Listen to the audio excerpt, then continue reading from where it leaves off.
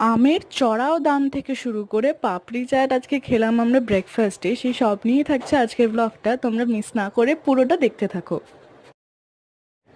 Good morning, welcome to our channel. তো সকালটা তো শুরু হলো হচ্ছে পার্কে মর্নিং ওয়াকে গিয়ে। তোমরা প্লিজ কেউ ভেবো না আমি একই জামা কেন পরে থাকি, না আমি উইকে 3 দিন এই জামাটা রিপিট করি যে কোনো একটা জামা, তো সেই জন্যই এটা দেখতে পাও।